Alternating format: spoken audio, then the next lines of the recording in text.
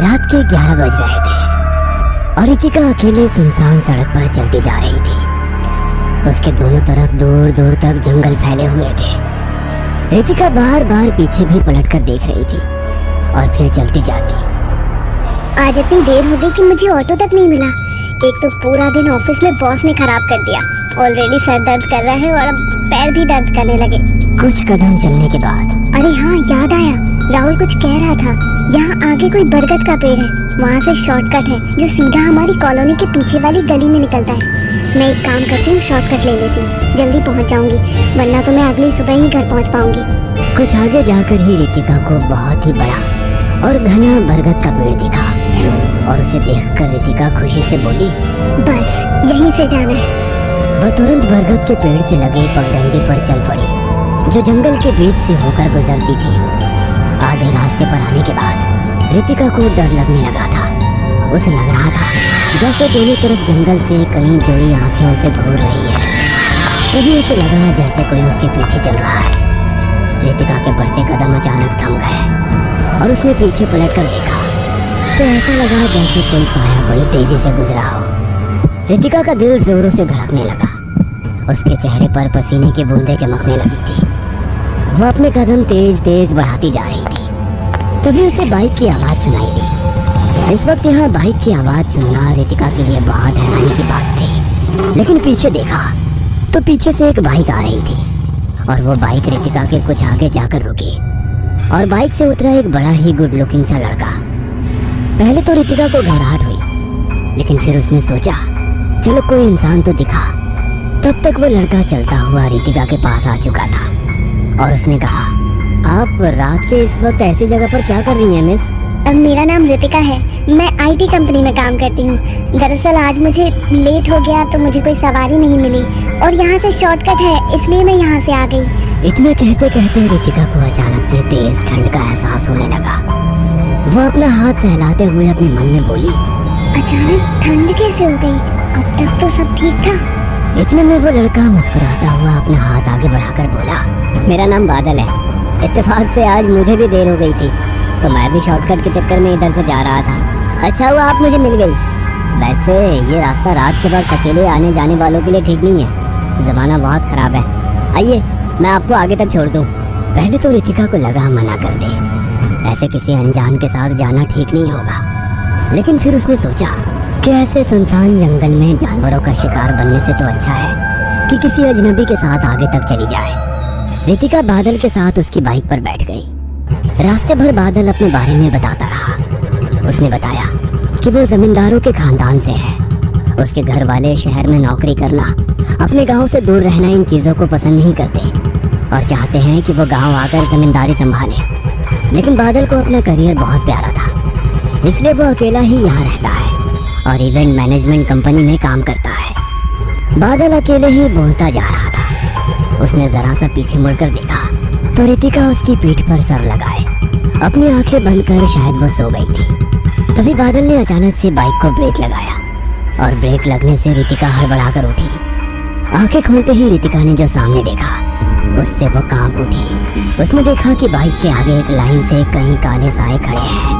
वो सब सर से पैर तक काले लबादे में थे, सिर्फ उनकी लाल आंखें चमकती ही दिख रही थी। यह देख रितिका कांप उठी।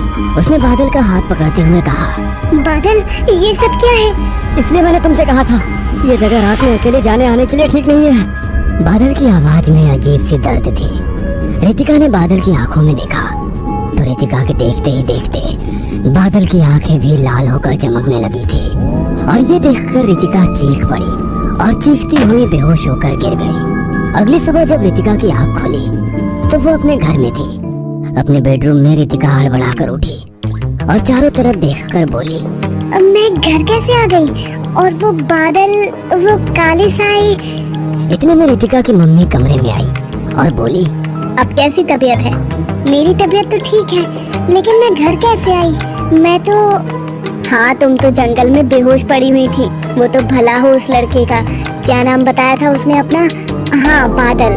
कह रहा था तुम उसे जंगल में मिली थी और उसने तुम्हें लिफ्ट दी। अपनी बाइक से लेकर आ रहा था और तुम बाइक पर ही सो गई थी और फिर एकदम से चीखने लगी और चीख कर बेहोश हो गई। बहुत डरा हुआ था बेचारा कि कहीं तुम्हें कुछ हो ना जाए। उसने बताया कि तुम्हारी आईडी पर तुम्हारे घर का एड्रेस लिखा था। उसकी मदद से वो तुम्हें घर तक छोड़ने आया। लेकिन बेटा एक बात कहूँ, किसी भी इमरजेंसी में जंगल से मत आया करो। तुम नहीं जानती उस जंगल के बारे में कैसी कैसी अफवाहें उड़ती हैं। कहते हैं वहाँ रक्त चूसों का साया है, जिन्हें तुम अंग्रेजी में वैम्पायर कहती हो। अगर तुम्हारे साथ बादल नहीं होता तो जाने क्या होता। रितिका की मम्मी उसके कमरे से चली गई, लेकिन रितिका अभी भी हैरान परेशान सी बैठी थी। क्या वाकई वो नींद में सपना देख रही थी? उसी वक्त उसके मोबाइल पर एक मैसेज आया किसी अनजान नंबर से। रितिका ने देखा तो उस पर लिखा हुआ था, आज शाम मैं तुम्हारा इंतजार उसी बरगद के पेड़ के पास करूंगा, बादल। यह देखकर रितिका हैरान थी कि बादल के पास मेरा नंबर कैसे आया। रितिका को बहुत ज्यादा घबराहट होने लगी थी। उसे बादल कुछ सही नहीं लग रहा था और उसने सोचा, कहीं ये मेरा पीछा तो नहीं कर रहा है? पहले से मेरे बारे में सारी इन्फॉर्मेशन उसने निकाल ली हो। नहीं, मैं कहीं नहीं जाऊंगी, बल्कि आज मैं ऑफिस ही नहीं जाऊंगी। यह फैसला करके रितिका चुपचाप घर में पड़ी रही। उसी रात खाना खाने के बाद जब रितिका अपने कमरे में आई तो उसे लगा जैसे उसके बालकनी में कोई है। पहले रितिका को लगा कि शायद हवा में पर्दा हिला है, लेकिन उसे जब कोई साया नजर आया तो वो धीरे धीरे बालकनी के खिड़की की तरफ बढ़ी। एकदम से बादल सामने आया और बादल को देखकर इससे पहले कि रितिका चीखती, बादल ने रितिका के मुंह पर हाथ रखते हुए कहा, चीखना मत, वरना तुम्हारे घर वाले मुझे पीट देंगे। तुम यहाँ इस तरह से चोरों की तरह मेरे घर में क्या कर रहे हो? मैंने तो तुमसे कहा था आज शाम मिलना, तुम आई नहीं तो मुझे फिक्र हुई थी, इसलिए मैं आ गया। अच्छा, कल रात ही तो तुम मुझसे मिले हो और तुम्हें मेरी इतनी फिक्र हो रही थी कि तुम मेरे घर ही आ गए। बादल रितिका को गौर से देखता हुआ बोला, नहीं रितिका, कल से तो तुम मुझे जानती हो, मैं तो तुम्हें बहुत पहले से जानता हूँ। सच कहूँ तो मैं तुम्हें बहुत चाहता हूँ। यह सुनकर रितिका हैरानी से बादल की तरफ देखती रही और बादल ने कहा, तुम्हें यकीन नहीं हो रहा है ना? रुको, मैं तुम्हें दिखाता हूँ। उसके बाद बादल ने अपने फोन में रितिका की ढेरों तस्वीरें दिखाई जो काफी पुरानी थी। तो जाहिर सी बात थी बादल रितिका के पीछे बहुत पहले से था। और बादल आगे बोला, मैं कल भी तुम्हारे सामने नहीं आता, क्योंकि मैं जानता हूँ तुम मुझे एक्सेप्ट नहीं करोगी। तुम जैसी पढ़ी लिखी शहरी लड़की भला मुझ जैसे गांव के लड़के को क्यों पसंद करोगी? लेकिन कल जब तुम्हें मुश्किल में देखा उस जंगल में तो रहा नहीं गया। बादल की बात सुनकर रितिका हैरान भी थी और उसके चेहरे पर शर्म की लाली भी दिख रही थी। मैं तुमसे कल कॉफी शॉप में मिलती हूँ, इससे पहले कि कोई तुम्हें देखे और सच में तुम्हारी पिटाई हो जाए। चले जाओ। जाते हुए बादल ने अपनी जेब से एक छोटा सा बॉक्स निकालकर रितिका को देते हुए कहा, ये तुम्हारे लिए। इतना कहकर बादल जिस तरीके से आया था उसी तरीके से गैलरी से होता हुआ कहीं गायब हो गया। रितिका ने जब वो बॉक्स खोला तो बहुत ही सुंदर सा हार्ट बना हुआ था, जिसमें रितिका की मुस्कुराती हुई फोटो थी और उसमें लाइटिंग और म्यूजिक ऐड किया हुआ था। रितिका काफी देर तक मुस्कुराती हुई उसको देखती रही। शाम को जब वो कॉफी शॉप में पहुंची तो बादल पहले से उसका इंतजार कर रहा था और उसे देखकर रितिका बोली, तुम काफी देर से वेट कर रहे हो? काफी देर से नहीं, काफी सालों से। रितिका शर्मा कर मुस्कुरा उठी और फिर अपने बैग से एक छोटा सा गिफ्ट बॉक्स निकालकर, कल तुम मेरे लिए गिफ्ट लाए थे तो मैंने सोचा क्यों ना मैं भी तुम्हारे लिए कुछ लूं। ये तुम्हारे लिए। बादल एक्साइटेड होता हुआ उस गिफ्ट को लेकर खोलने लगा और खोलकर देखा तो सिल्वर के पेंडेंट से बना बादल का नाम लिखा हुआ था। उस पेंडेंट को हाथ में लेते ही वह बादल के हाथों से छूट गया। क्या हुआ? बादल जबरदस्ती मुस्कुराता हुआ बोला, कुछ नहीं, बहुत अच्छा है। इतना कहकर बादल ने जल्दी से वो लॉकेट अपने जेब में रख लिया और अपना हाथ पीछे कर लिया। बादल का हाथ पूरी तरीके से जला हुआ था। रितिका को बादल को अनकंफर्टेबल लग रहा था। मैं तुमसे बाद में मिलूंगा, इतना कहकर वो बड़ी तेजी से चला गया। रितिका को समझ नहीं आया कि आखिर ये क्या हुआ। रितिका के पास से निकलकर बादल हवा की तेजी के साथ आगे बढ़ता जा रहा था। वो उसी बरगद के पेड़ के पास पहुंचा और अजीब तरीके से आवाज निकालने लगा। बादल की आवाज के साथ ही वहाँ कई काले साए मौजूद हो गए। उन सबने बादल को घेर लिया और बादल अपना हाथ आगे बढ़ाते हुए बोला, चांदी, चांदी छुआ है मैंने।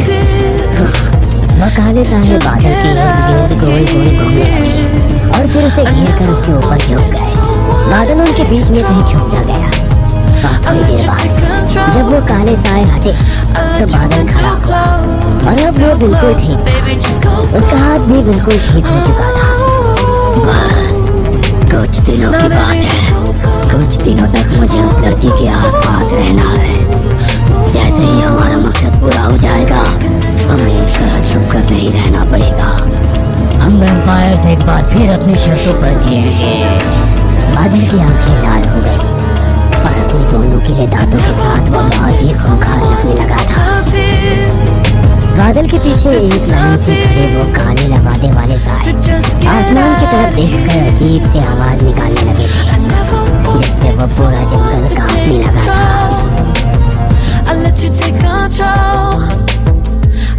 बादल रितिका के साथ अपनी नजदीकी बढ़ाने लगा।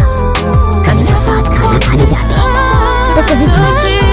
जल्द ही रितिका को बादल पर पूरी तरीके से यकीन हो चुका था और रितिका ने फैसला कर लिया था कि वो अपने घर वालों से बादल को मिलवाएगी। लेकिन रितिका का एक्स बॉयफ्रेंड अनूप, जिसे रितिका और बादल के नजदीकी बिल्कुल अच्छी नहीं लग रही थी, वो किसी भी हालत में रितिका को वापस पाना चाहता था।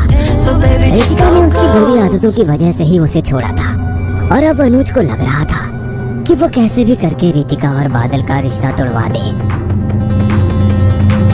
एक शाम बादल रितिका से मिलकर लौट रहा था और अनुज अपने एक दोस्त के साथ बादल का पीछा करने लगा ताकि वो अकेले में बादल को डरा धमका सके।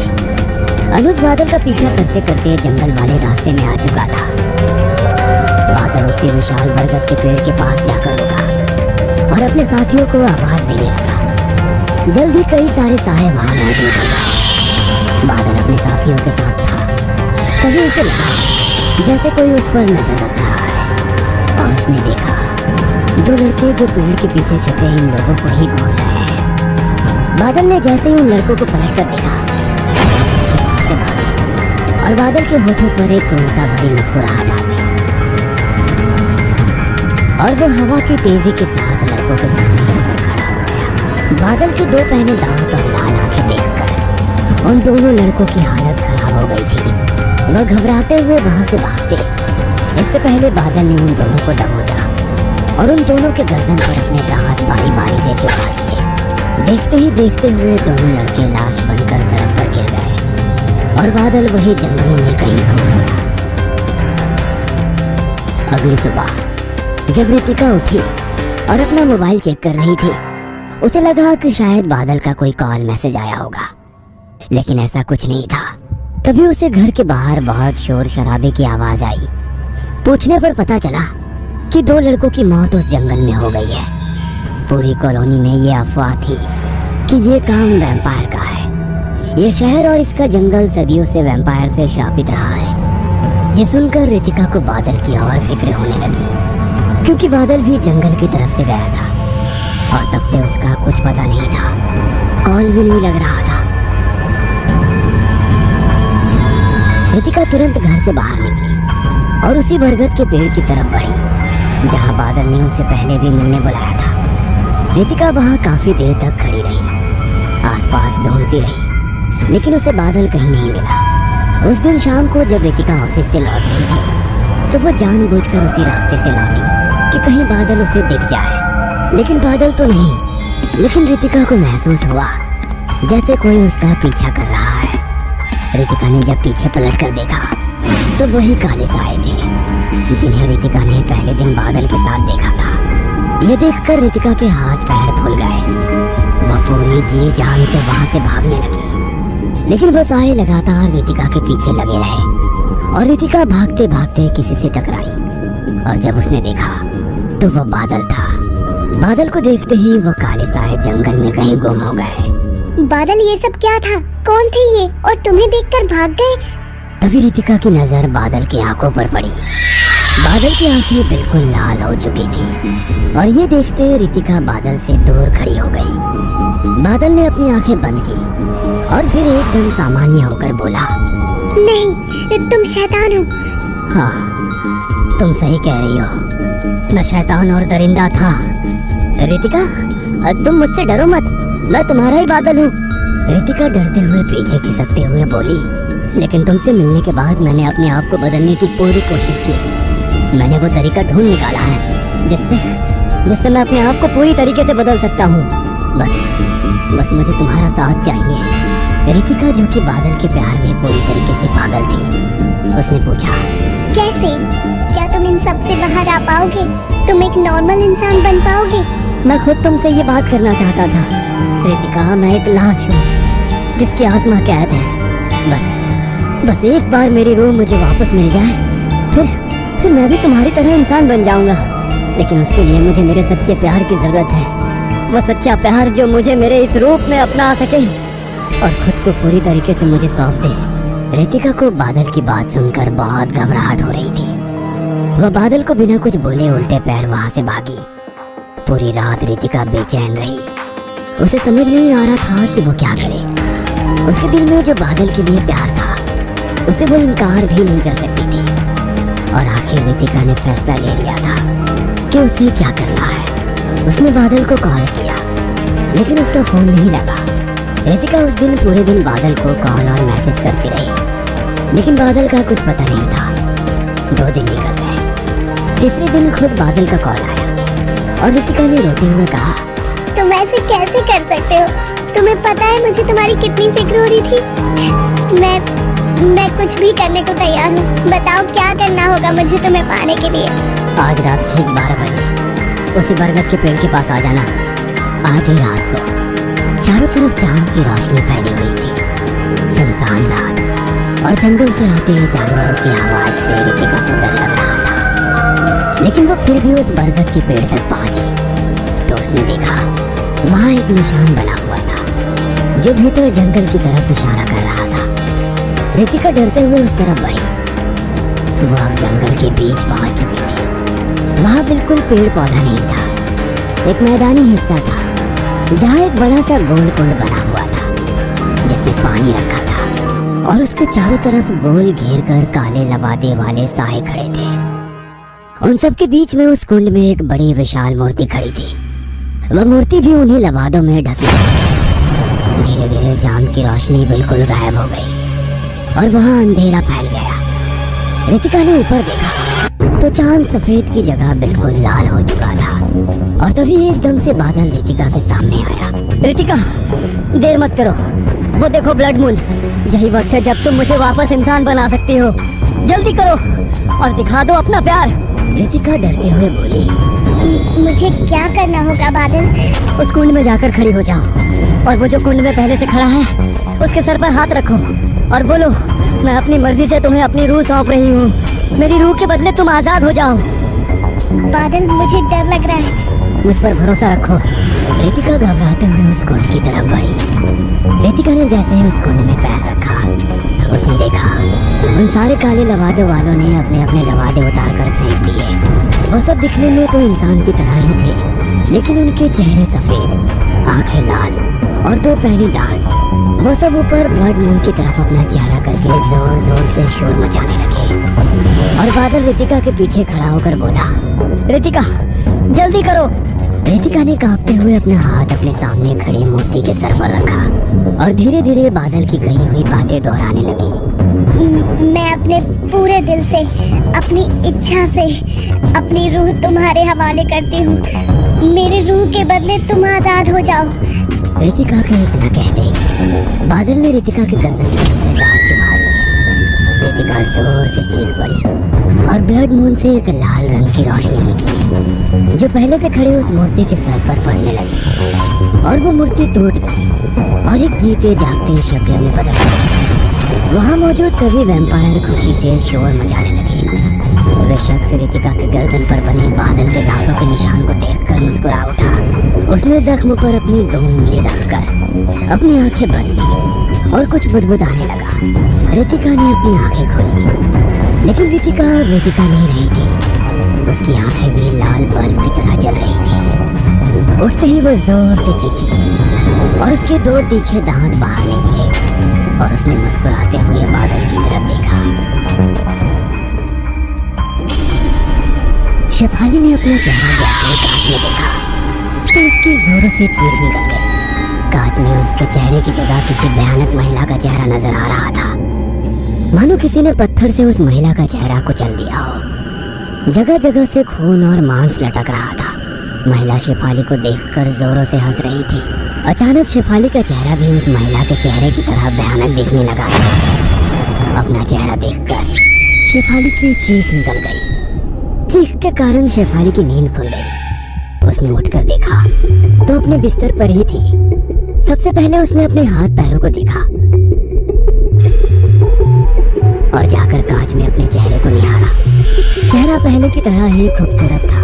अपने खूबसूरत चेहरे को एक फ्लाइंग किस देकर शेफाली बोली, शेफाली, तुम्हें कोई हक नहीं है तुम इतनी खूबसूरत नजर आओ। तुम्हें देखकर कितने ही लोगों के दिल में छुरियां चल जाती हैं। ऐसे ही नहीं, तुम इस कंट्री की टॉप मॉडल हो। जल्द ही अब तुम फिल्मों में भी नजर आओगी। You are great my darling. Shefali खुद की तारीफ कर ही रही थी कि मोबाइल में अलार्म बज गया। अलार्म बजने पर शेफाली होश में आई। शेफाली ने अलार्म बंद किया और अपना जिम बैग लेकर जिम के लिए निकल गई। शेफाली इंडिया की टॉप मॉडल में से एक थी। कई बड़ी बड़ी कंपनियों के एग्रीमेंट उसी के पास है। किसी कंपनी का काम करने से मना कर देती थी, उसके बाद ही कंपनी किसी और मॉडल के पास जाती थी। वरना सबकी पहली पसंद शेफाली ही थी। जिम में एक्सरसाइज करते हुए उसकी निगाहें राधिका पर गई। दुबली पतली खूबसूरत सी लड़की। उसके चेहरे पर आई पसीने की बूंदें उसे और खूबसूरत बना रही थी। सबसे बड़ी बात, वह हंसते हुए सबसे बातें कर रही थी। उसे देखकर शेफाली ने जिम ट्रेनर को इशारे से अपने पास बुलाया। हे मैगी, वो लड़की कौन है? किसकी बात कर रही हो? वही लड़की जो वेट लिफ्टिंग कर रही है। ओह, वो तो राधिका है। पिछले हफ्ते से यहाँ पर जिम ट्रेनिंग के लिए आ रही है। अभी तुम एड शूट के लिए ऑस्ट्रेलिया गई थी ना, इसलिए तुम्हें पता नहीं है। मार्केट में एक नई फेयरनेस क्रीम आने वाली है। सुना है उस कंपनी के लिए मॉडलिंग यही करेगी। शेफाली के होते हुए कोई और लड़की ब्यूटी प्रोडक्ट की मॉडलिंग कैसे कर सकती है? ब्यूटी प्रोडक्ट की मॉडलिंग तो शेफाली का हक है। आखिर शेफाली से खूबसूरत कोई नहीं। बिना मेरी जानकारी के ऑडिशन कैसे हो गए? पता करना पड़ेगा। केवल फेयरनेस क्रीम का ऑडिशन ही नहीं, उसके खूबसूरत बाल देखे हैं? How beautiful she is.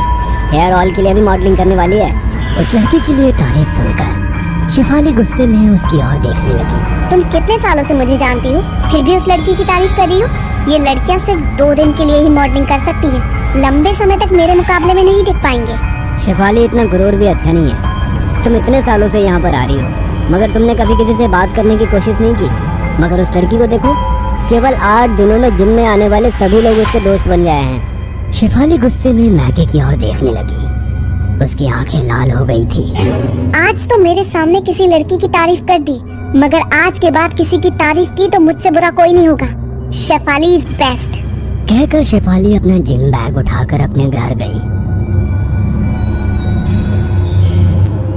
गुस्से में उसे कोई होश नहीं था। गुस्से में अपने घर के बाहर में गई और रेड वाइन पीने लगी। अचानक से ध्यान आया कि रेड वाइन से नहाने से त्वचा भी खूबसूरत हो जाती है। उसने रेड वाइन से बाथटब भरा और उससे नहाने लगी। उसकी आंखों में अजीब सी चमक थी। कुछ दिनों बाद शेफाली को हर ओर से राधिका की तारीफ सुनने को मिल रही थी। अब राधिका का क्रेज सभी कंपनी को हो रहा था। धीरे धीरे सभी लोग शेफाली को भूल रहे थे। ये बात उसको खटक रही थी। कैसे भी उसे अपनी खोई हुई प्रतिष्ठा वापस हासिल करनी थी। अपने घर पर एक कोने में बैठे वह सोच रही थी। सोचते हुए अचानक वह बहुत जोर से हंसने लगी। उसके हाथ में वाइन का गिलास था, जिसे उसने हाथों में ही तोड़ दिया। उसके हाथों से खून निकलने लगा। अपने हाथों के बहते हुए खून को वो चाट रही थी। अगले दिन जिम में जब वो राधिका से मिली तो बिल्कुल बदली हुई थी। मुस्कुराते हुए उसने आगे बढ़कर राधिका को गले लगा लिया। मैं तुम्हारे लिए बहुत खुश हूँ राधिका। जब मैं नई नई इंडस्ट्री में आई थी ना, तब मैंने भी तुम्हारी तरह मेहनत करके अपना मुकाम हासिल किया था। ईश्वर करे तुम्हें भी जल्द ही कामयाबी की मंजिल हासिल हो। शेफाली की बातें सुनकर राधिका मुस्कुराई, मगर मैगी आश्चर्य से उन दोनों की ओर देख रहा था। वो लड़की कभी किसी से सीधे मुंह बात नहीं करती, आज मुस्कुराकर किसी को गले लगा रही है। जरूर कोई ना कोई तो राज होगा। मगर शेफाली सच में बदल चुकी थी। वह राधिका से ही नहीं बल्कि सबसे हंसकर मिलती थी। लगता है इस नक्चड़ी को अकल आ गई है। हमेशा खुद में ही गुम रहने वाली लड़की आज दूसरों की इज्जत कर रही है। हाँ यार, बात तो तुम्हारी सही है। मैं भी पिछले 4 सालों से इस जिम में आ रहा हूँ, मगर कभी शेफाली को किसी से हंसते हुए बात करते नहीं देखा। कुछ दिनों के बाद शेफाली जिम में अनाउंस करती है, हे गाइस, मुझे मॉडलिंग में आए हुए 6 साल हो गए हैं। आज से 6 साल पहले मैंने अपना एड साइन किया था। इन 6 सालों की कामयाबी को सेलिब्रेट करने के लिए मैंने अपने फार्म हाउस पर एक छोटी सी पार्टी रखी है। आप सब लोग भी पिछले 5 सालों से मेरी फिटनेस जर्नी का हिस्सा रहे हो। यदि आप लोग मेरी खुशी सेलिब्रेट करने के लिए आएंगे तो मुझे अच्छा लगेगा। शेफाली बुलाए और हम लोग ना आए, ऐसा हो सकता है? हम लोग उस पार्टी में जरूर आएंगे। शेफाली सभी लोगों को इनवाइट करने के बाद राधिका के पास स्पेशली पहुंचती है और उसका हाथ अपने हाथों में लेकर बोली, राधिका प्लीज तुम्हें कल जरूर आना है। मेरा खूबसूरत फार्म हाउस तुम्हें बहुत पसंद आएगा। क्यों नहीं, मैं जरूर आऊंगी। राधिका के हाँ कहने पर शेफाली चेकिंग रूम में अपने हाथ की लगी चोट को फिर से खोदकर खून निकालकर चाटने लगी। अगले दिन सभी लोग शेफाली की पार्टी में पहुंचे। पार्टी में बहुत रौनक लगी हुई थी। ढेर सारे रिपोर्टर्स भी वहां मौजूद थे। सभी पार्टी को कवर कर रहे थे। शेफाली, हमने सुना है कि अब आपको कोई नए ऐड नहीं मिल रहे हैं। शेफाली गुस्से में उस रिपोर्टर की ओर देखती है। तुम रिपोर्टर के पास किसी की पर्सनल लाइफ में झांकने के अलावा कोई काम नहीं होता क्या? यहाँ इतने सारे सेलिब्रिटी आए हैं, उनके बारे में बात करने के बजाय मेरी पर्सनल लाइफ को डिस्कस कर रहे हो। मैम, हमारा वो मतलब नहीं था। हम तो केवल इतना जानना चाहते हैं कि आपने ऐसी पार्टी 2 साल पहले रखी थी जब आपके करियर को बीट करने के लिए नई मॉडल चारुलता आई थी। उस पार्टी के बाद चारुलता का कोई अता पता नहीं मिला।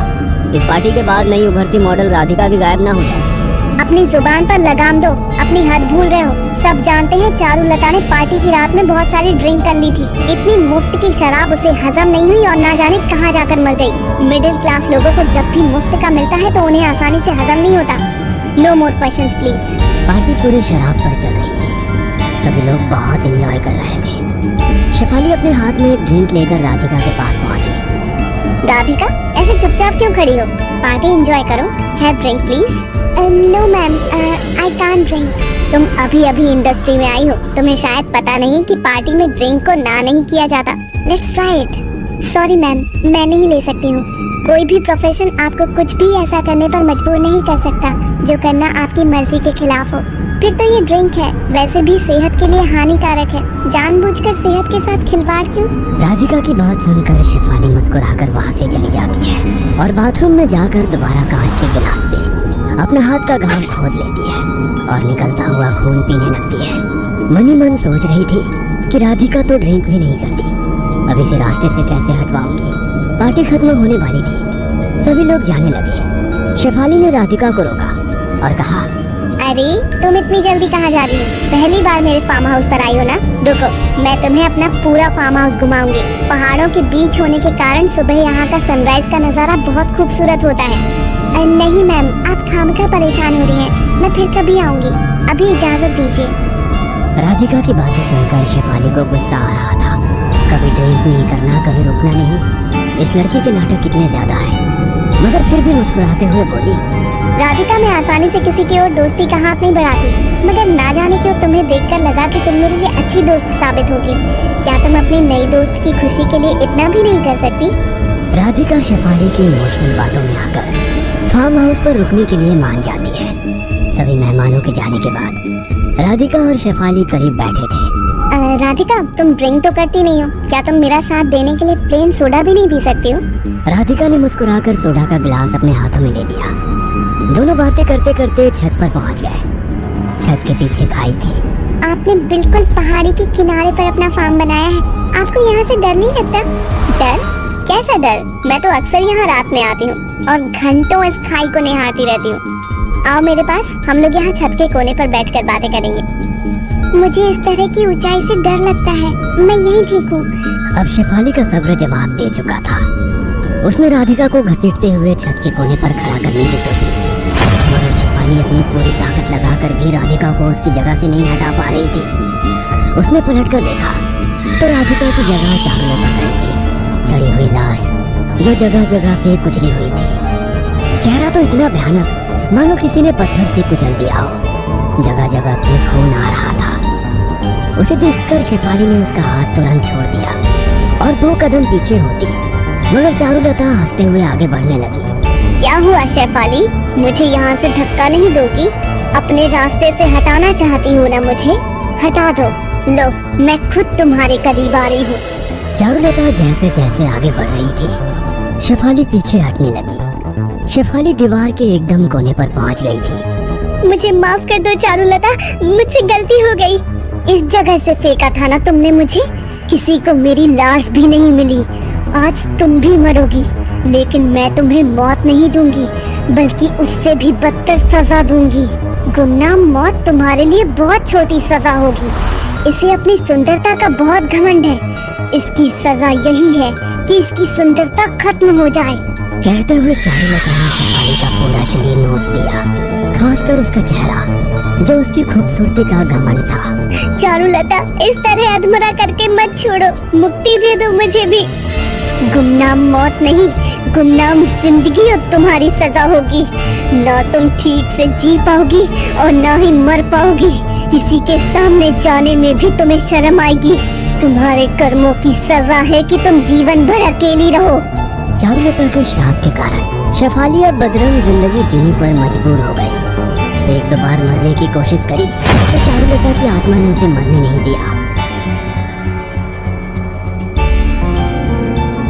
मेक्सिको के शानदार होटल रूम में बैठे हुए तीन दोस्त मैक्स, सैम और जिमी अपने अपने मोबाइल और लैपटॉप पर बड़े ही गंभीरता से कुछ सर्च कर रहे थे। तभी जिमी एक्साइटेड होते हुए अपना फोन दिखाकर बोला, गाइस ये देखो मुझे क्या मिला है। मुझे पता है हमें अपना काम सबसे पहले कहाँ से शुरू करना है। Doll island. हम दोनों भी उसी के बारे में देख रहे हैं। घोस्ट हंटर के तौर पर ये हमारा पहला आउट ऑफ कंट्री प्रोजेक्ट होगा, और अगर इसमें हम सक्सेसफुल रहे, ट्रस्ट मी, हमारा नाम वर्ल्ड बेस्ट घोस्ट हंटर्स में आएगा। आई कांट वेट कि हम लोग डॉल आइलैंड पर जाकर उन डॉल्स के बीच में क्या राज छिपा है वो ढूंढे। तभी रूम का बेल बजा और जिमी ने जैसे ही दरवाजा खोला, सामने एक बड़ी ही खूबसूरत सी नीली आंखों वाली मैक्सिकन लड़की खड़ी थी। जिमी पहले तो कुछ देर तक उस लड़की को घूरता रहा और फिर उसने पूछा, yes miss, tell me, how can I help you? Hi, my name is Alina. You guys are from India, right? Yes, we are from India. But how? Jimmy इतना बोला ही था कि उस लड़की ने जिमी को एक तरफ किया और कमरे में आकर सोफे पर बैठी हुई बोली, तुम लोग मुझसे हिंदी में बात कर सकते हो। तुम्हें कोई मैक्सिकन टू इंग्लिश और हिंदी गाइड चाहिए थी ना? मैक्स उस लड़की के फ्रैंक अंदाज से बड़ा ही इम्प्रेस दिख रहा था। उसने मुस्कुराते हुए कहा, हमें डॉल आइलैंड घूमने के लिए गाइड तो चाहिए थी, बट हमें नहीं पता था कि यहाँ की गाइड खुद डॉल जैसी होती होगी। इतना कहकर मैक्स अलीना को ऊपर से नीचे तक देखने लगा। मैक्स की बात सुनकर अलीना उसकी आंखों में देखती हुई बोली, और तुम्हें पता होना चाहिए कि यहाँ की डॉल सिर्फ डॉल्स नहीं होती। डॉल से बचकर रहो, क्या पता किसी डॉल की नजर में आ गए तो वो तुम्हें उसी डॉल आइलैंड पर लेकर चली जाए। अलीना ने इस बात को इस तरीके से कहा था कि मैक्स को पसीना आने लगा था। उसने घबराकर पूछा, क्या मतलब है तुम्हारा? अलीना हंसते हुए उठकर खड़ी हो गई और बोली, कल सुबह तुम लोग रेडी रहना। और वो चली गई। रात में खाना खाने के बाद सैम, जिमी और मैक्स अपने अपने रूम में जाकर लेट गए। अगले सुबह के लिए ये लोग बहुत एक्साइटेड थे, क्योंकि उन्होंने जितना डॉल आइलैंड के बारे में सुना था वह बहुत ही रोमांचक था। मैक्स अपने कमरे में बेसुध सा सोया हुआ था। तभी आधी रात के करीब ऐसा लगा जैसे उसके कमरे का दरवाजा खुला है और कोई धीरे से उसके कमरे में आया है। मैक्स ने आंखें खोली तो उसके कमरे में अंधेरा था। उसने नाइट बल्ब जलाकर देखने की कोशिश की, लेकिन उसके कमरे में कोई नजर नहीं आया। मैक्स जैसे ही दोबारा सोने की कोशिश करने लगा, उसके कमरे में किसी छोटी बच्ची के हंसने की आवाज गूंजने लगी। यह आवाज सुनकर मैक्स घबराकर उठकर बैठ गया और डरते हुए बोला, कौन है यहाँ? मैक्स को अपने कमरे में टक टक की आवाज सुनाई दे रही थी। ऐसा लग रहा था जैसे कि कोई लकड़ी या प्लास्टिक के जूते पहनकर चल रहा हो। इससे पहले कि मैक्स कुछ समझ पाता, उसका बेड जोर जोर से हिलने लगा और उसके बेड के नीचे से किसी के हंसने की आवाज गूंजने लगी। मैक्स तुरंत अपने बेड से नीचे उतरा और उसने धीरे से झांक कर अपने बेड के नीचे देखा। जैसे ही अपने बेड के नीचे देखा, ख्वाब से पीछे हो गया। उसके बेड के नीचे बहुत सी डॉल बैठी खिलखिलाकर हंस रही थी और देखते ही देखते वो डॉल मैक्स के चारों तरफ आ गई। कमरे में आने वाले टक टक की आवाज उन डॉल्स के चलने से हो रही थी। डॉल्स उसके सर पर चढ़ गई और उसके कंधे पर कूद गई और मैक्स के कान में जोर जोर से हंसने चिल्लाने लगी। मैक्स उन्हें इधर उधर हटाने लगा। छोड़ दो, दूर हटो। उसकी नजर सामने बेड पर गई जहाँ बैठी अलीना हंसते हुए कह रही थी, क्या हुआ तुम्हें तो डॉग बहुत पसंद है ना? मैक्स की आंखें डर से बड़ी हो गई। जिमी, सैम, मुझे बचाओ! जिमी, जोर से चीख रहा था। मुझे बचाओ! उसकी आवाज पूरे लॉबी में जिमी, सैम, जल्दी मुझे जिमी और बचाओ! सैम के अलावा होटल के स्टाफ और आसपास के रूम से भी कुछ लोग उसके कमरे के दरवाजे को पीटने लगे थे। मैक्स की ऐसी हालत नहीं थी कि वो अपने कमरे के दरवाजे को खोल पाता और होटल स्टाफ ने कमरे के दरवाजे को तोड़ा तो देखा कि मैक्स अपनी आंखों को बंद किए चिल्ला रहा है। जिमी और सैम उसके पास आए और उसको हिलाते हुए बोले, मैक्स, क्या हुआ? क्यों चिल्ला रहे हो? मैक्स ने जब अपने दोस्तों को देखा तो घबराते हुए बोला, वो अलीना यही थी, उसके साथ बहुत सी डॉल्स थी। वो डॉल्स मुझे मारने की कोशिश कर रही थी। अब वो दोनों कमरे में चारों तरफ देखने लगे। जिमी बोला, यहाँ तो कोई भी नहीं है। मैक्स को यकीन नहीं हो रहा था कि ये सब क्या है। हम जब से इंडिया से निकले हैं तुम सिर्फ डॉल्स और आइलैंड के बारे में पढ़ रहे हो। ये सब तुम्हारे दिमाग का वहम है और कुछ नहीं। एक काम करो, तुम मेरे साथ चलो, मेरे रूम में आकर सो जाओ। सैम उसे अपने रूम में लेकर चला गया। उन सब के मैक्स के कमरे से निकलते ही मैक्स के कमरे के दरवाजे पर एक बुढ़िया ने झांक कर देखा और मुस्कुराते हुए दरवाजा बंद कर दिया। अगली सुबह भी मैक्स बहुत ज्यादा घबराया हुआ था। सैम और जिमी उसे चीयर अप कर रहे थे। सैम ने कहा, अब तो अपने सपनों की जगह पर जाने वाला है डूड। बस कुछ ही देर की बात है। जैसे ही अलीना आएगी हम सब निकल जाएंगे। शट अप गाइस, ये कोई मजाक नहीं है। मैंने कल अलीना को देखा था। अरे अभी पता चल जाएगा, एक बार अलीना आ जाए। तभी दरवाजा नॉक हुआ। लगता है अलीना आ गई। जिमी ने जैसे ही दरवाजा खोला उसने देखा सामने होटल के स्टाफ के साथ उन्हीं की उम्र का एक लड़का खड़ा था। Yes, tell me. Sir, did you need a guide to go to doll island? This is mister Xavier, he will be your guide. ये सुनकर जिमी के होश उड़ चुके थे। उसके ही नहीं, रूम में बैठे मैक्स और सैम ने जब ये सुना तो वो दोनों भी घबरा गए थे। But our guide was Miss Alina, who met us last evening. Where is she? No man, I am your tour guide cum translator, Mexican to Hindi and English. Okay, come in. Xavier अंदर आया तो उसने देखा max और Sam दोनों ही Jimmy की तरह nervous लग रहे थे। जेवियर ने पूछा, Hey guys, what happened? क्या तुम लोगों को मेरा यहाँ होने से प्रॉब्लम है? मुझे लग रहा है मैक्स कल रात को जो बात कर रहा था वो सही था। कहीं वो लड़की, ओह माय गॉड, मतलब हमारे यहाँ आते ही हमारे साथ वो एक्सपीरियंस हुआ है जिसके लिए हम यहाँ आए हैं। चुप रहो, अभी मैक्स ये सुन लेगा तो वो आइलैंड पर नहीं जाएगा और हमारा प्लान चौपट हो जाएगा। तीनों ही जेवियर के साथ डॉल आइलैंड के लिए निकल गए थे। उन्हें हर जगह केवल डॉल ही डॉल दिख रही थी। ऐसा लग रहा था जैसे वो सारी डॉल्स कुछ कहना चाहती हैं, वो बोल रही हैं। कभी कभी तो उन्हें ऐसा भी लग रहा था जैसे वो हंस रही हैं, आपस में बातें कर रही हैं। कभी किसी की पलक झपकती हुई महसूस हो रही थी। जेवियर इन तीनों के चेहरे के एक्सप्रेशंस को देखता हुआ बोला, Guys, don't be afraid. ये बोलते हुए अचानक जेवियर को लगा, इसको क्या हो रहा है? ये आउट ऑफ बैलेंस क्यों हो रहा है? Come on. जेवियर पूरी कोशिश कर रहा था कार को सीधी चलाने की, लेकिन उसकी कार अपने आप एक तरफ मुड़ गई और ये देखकर मैक्स और उसके दोनों दोस्त बहुत घबरा गए। मैक्स घबराते हुए बोला, जेवियर, ये क्या है? जेवियर को लगा कि कहीं ये लोग बहुत ज्यादा डर ना जाए, इसलिए उसने कहा, जस्ट किडिंग मैन, अब मैं तुम लोगों को बहुत अच्छी जगह ले जाएगा। हालांकि जेवियर के चेहरे पर घबराहट साफ बता रही थी कि उसे खुद नहीं पता कि कार कहाँ जा रही है। इस वक्त ये लोग एक घने जंगल में थे जहाँ पर बहुत पुराने और अजीबोगरीब आकृति के पेड़ लगे हुए थे जो अपने आप में बहुत ही डरावने थे। सूरज की रोशनी वहाँ बहुत कम पहुँच रही थी। उसी से दूर एक टूटा फूटा कॉटेज था। मैक्स चारों तरफ देखता हुआ बोला, ऐसी जगह पर ये कॉटेज कैसे? उसके इतना कहते ही जेवियर कोई जवाब नहीं देता। उनकी गाड़ी बंद पड़ गई। जेवियर ने बहुत कोशिश की गाड़ी स्टार्ट करने की, लेकिन स्टार्ट नहीं हुई और उसने घबरा कर कहा, ओ गॉड, अब यहाँ से हमें पैदल ही आगे बढ़ना होगा। जल्दी निकलो यहाँ से, ये जगह सेफ नहीं होता।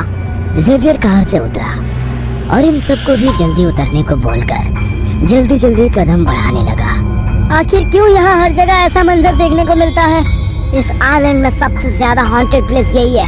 कहते हैं इस पूरे आइलैंड की डॉल्स यहीं से कंट्रोल होती है। इस जगह पर डॉल्स की स्पिरिट होती है जो रात को यहाँ से बाहर जाती है और अलग अलग डॉल्स को जिंदा करती है। फिर सुबह होते होते वापस वो स्पिरिट यहाँ लौट कर आ जाती है। ये चारों उस कॉटेज के आगे से गुजर रहे थे। तभी मैक्स को लगा जैसे कॉटेज की खिड़की में कोई खड़ा है। मैक्स ने गौर किया तो उसकी खिड़की पर अलीना मुस्कुराती हुई नजर आई। उसकी मुस्कान से मानो वो सम्मोहित हुआ और उस कॉटेज की तरफ चल पड़ा। कुछ देर बाद जैसे ही वो सपनों से बाहर आया, उसने चारों तरफ अपने दोस्तों को देखा, लेकिन उसे उसके दोस्त नहीं मिले। मैक्स पूरी जान से वहां से भागा। उसे नहीं पता था वो कहाँ भाग रहा था, बस वो भागता जा रहा था। लेकिन हैरानी की बात यह थी कि किसी भी तरह भागता पर वो वापस उसी कॉटेज के पास आता और जोर जोर से सांसें लेने लगा। गॉड, ये कहाँ फंस गया मैं। तभी उसके पीछे से अलीना की आवाज आई। तुम बिल्कुल सही जगह पर हो। तुम्हें जो डॉल पसंद है ना, और आखिर डॉल आइलैंड आकर तुम्हें तुम्हारी डॉल से मिलनी ही चाहिए। अपने पीछे अलीना को देखकर मैक्स को पसीने आने लगे। उसने डरते हुए कहा, नहीं, देखो, मुझे माफ कर दो। मैं मैक्स के बोलते ही बोलते उसके सामने अलीना जो एक लड़की थी वो डॉल में तब्दील हो गई और धीरे धीरे चलती हुई मैक्स के नजदीक आई और एकदम से उसके गर्दन को फाड़ कर किसी छोटी बच्ची की तरह बोली, लेकिन तुम तो मुझे पसंद आ गए और इस कॉटेज में मैं अकेली रहती हूँ, इसलिए अब तुम मेरे साथ रहोगे, मेरी तरह डॉल बनकर। सैम और जिमी जो आगे बढ़ रहे थे, उन्हें मैक्स के चीखने की आवाज आई।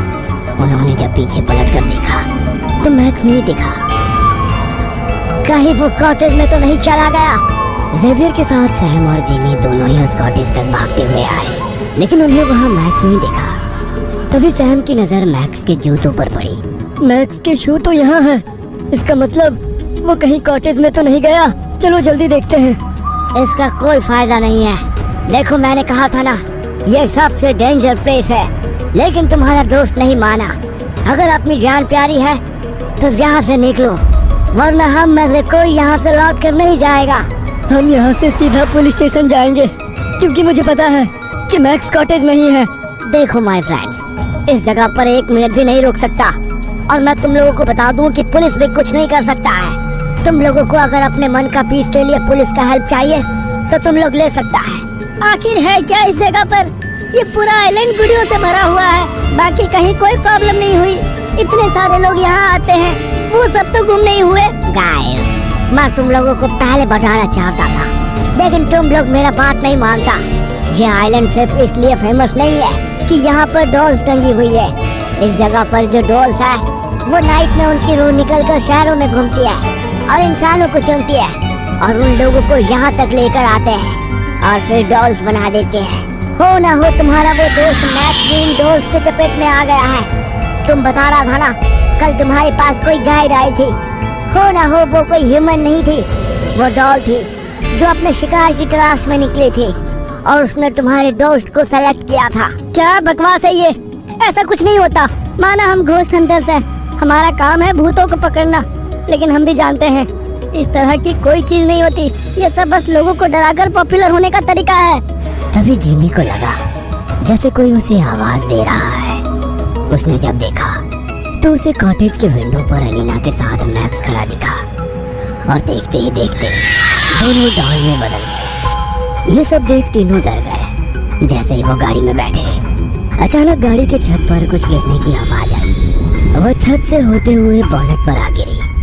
ये तीनों खौफ भरी नजरों से बोनट पर गिरे उस चीज को देख रहे थे जो कि एक डॉल थी और उसने बिल्कुल मैक्स की तरह ही कपड़े पहने हुए थे।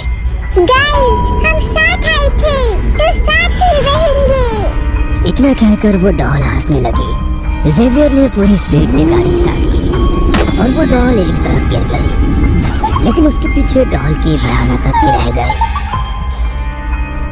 एक लड़का तेजी से सड़क पर भागे जा रहा था। उस अंधेरी रात में चारों तरफ सन्नाटा पसरा हुआ था।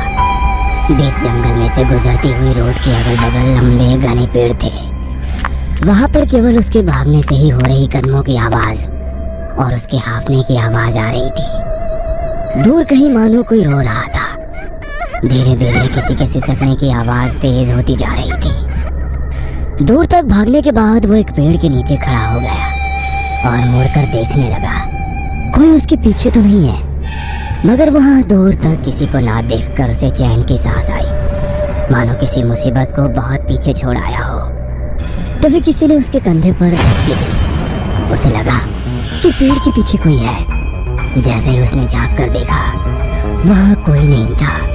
वह इधर उधर उस शख्स को ढूंढने लगा जिसने उसके कंधे पर थपकी दी थी। तभी उसके ऊपर पेड़ पर से पानी टपकने लगा।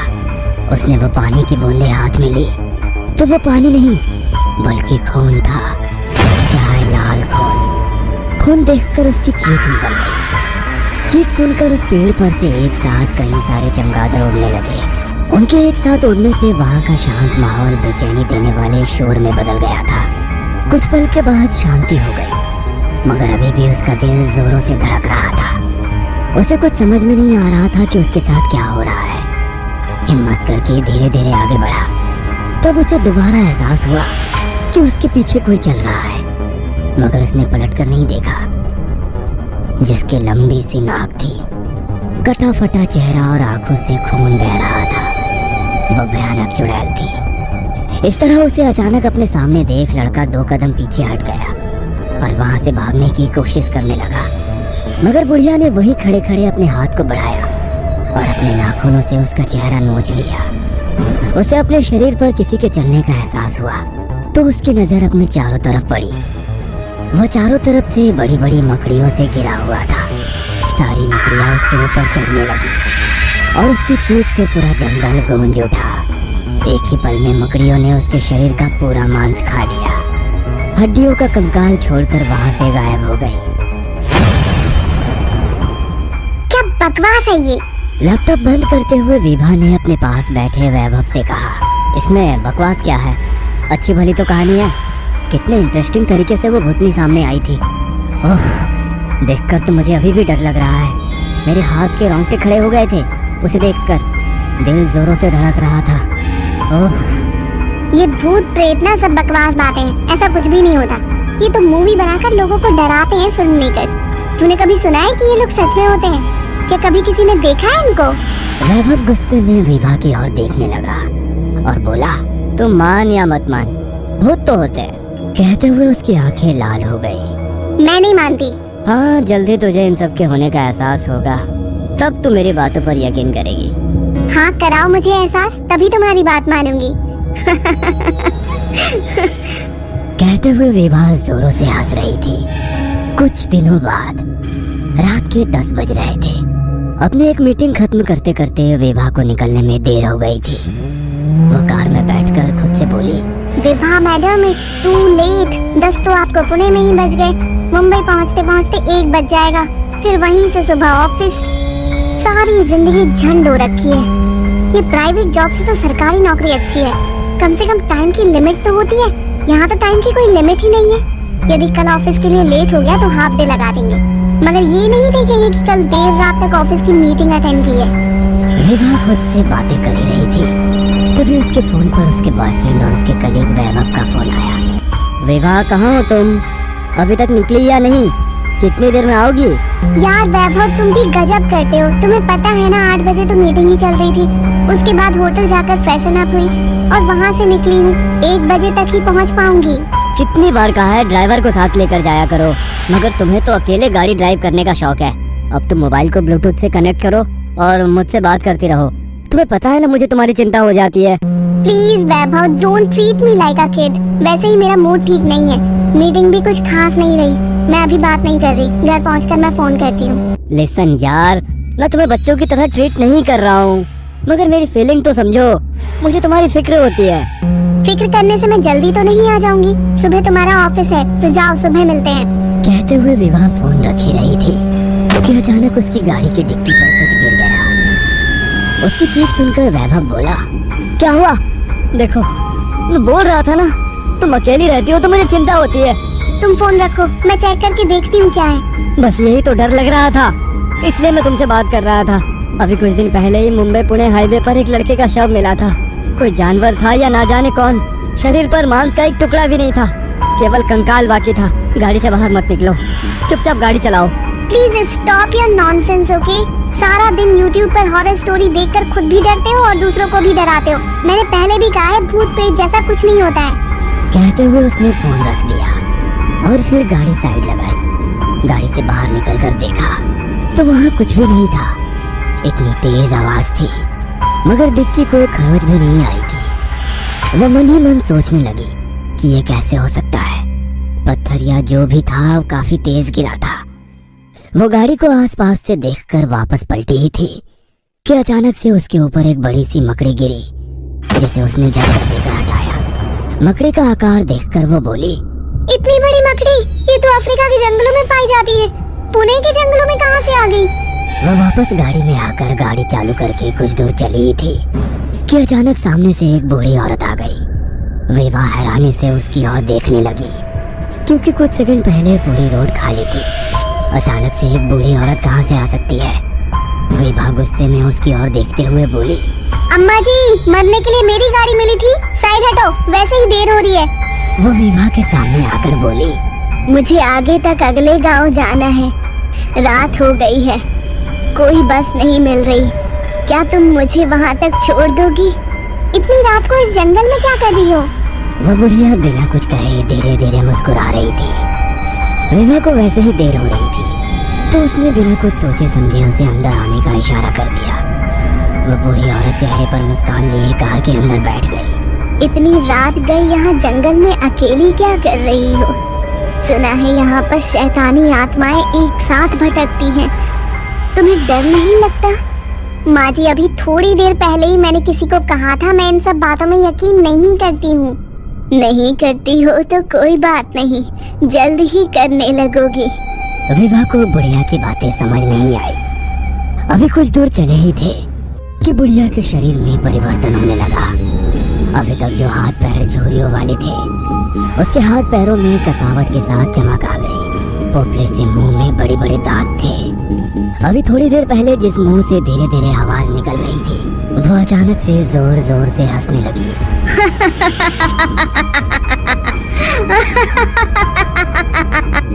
विभा उसकी ओर देखकर डर गई। अभी थोड़ी देर पहले जहाँ एक निरीह बुढ़िया थी, उसकी जगह एक चुड़ैल बैठी हुई थी। अचानक उसे अपने सामने देखकर विभा अपनी गाड़ी का संतुलन नहीं बना पाई और उसकी गाड़ी एक पेड़ से टकरा गई।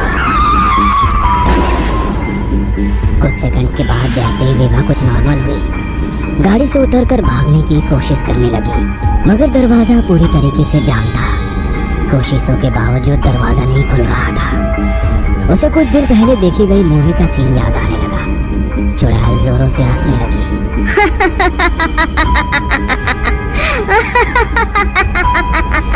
मौत को अपनी गाड़ी में बैठाकर जिंदगी की तलाश कर रही है। ये दरवाजा कभी नहीं खुलेगा। तुझे तो अभी हमारी प्यास बुझानी है। बहुत दिनों के बाद किसी जवान लड़की का खून पीने को मिलेगा। मेरा शिकार कभी जिंदा नहीं बचा। कहते हुए उसने विभा के हाथों पर नोच दिया। उसके हाथों से निकलता हुआ खून पीते हुए वो मुस्कुरा रही थी। अचानक एक झटके से गाड़ी का दरवाजा खुल गया। वो गाड़ी से निकलकर भागने लगी। पीछे पड़ी चुड़ैल उसे देखकर जोरों से हंस रही थी। कुछ दूर जाने के बाद उसने मुड़कर देखा तो वहाँ पर कोई नहीं था। एक पेड़ के नीचे खड़े होकर वो गहरी सांस लेने लगी। तभी वो चुड़ैल पेड़ पर से उल्टा लटक कर उसके सामने आई। उसे देख विभा चीखते हुए भागने लगी। थोड़ी दूर जाकर वो एक पत्थर से टकराकर गिर गई। उसे अपने शरीर पर किसी चींटी के चलने का एहसास होने लगा। उसने अपने हाथों को झटका तो वहाँ पर बड़ी मकड़ी थी। उस मकड़ी से डरकर वो खड़ी हो गई। उसकी हालत देखकर चुड़ैल जोरों से हंस रही थी। दूर खड़ा वैभव भी मुस्कुरा रहा था। क्या हुआ, तुम तो इन सब चीजों पे यकीन नहीं करती हो, फिर डर क्यों रही हो? कहते हुए वो भी हंसने लगा। अचानक विभा की नींद खुल गई। वो जंगल में नहीं बल्कि अपने पलंग पर थी। उसके फोन पर वैभव का फोन आया। क्यों विभा, कैसा रहा तुम्हारा अनुभव? अब तो यकीन करोगी कि आत्मा होती है या अभी भी नहीं? कहते हुए वो जोरों से हंस रहा था। विभा की निगाह अपने कमरे की खिड़की पर पड़ी तो वहां पर वो बड़ी मकड़ी चल रही थी। विभा को तो यकीन हो गया कि भूत प्रेत होते हैं। आप भूत और प्रेत आत्माओं पर यकीन करते हैं या नहीं? हेलो दोस्तों, यदि आप हमारे चैनल से नए जुड़े हैं तो हमारे चैनल एवी लाइव को सब्सक्राइब जरूर करें और अपने दोस्तों में शेयर करें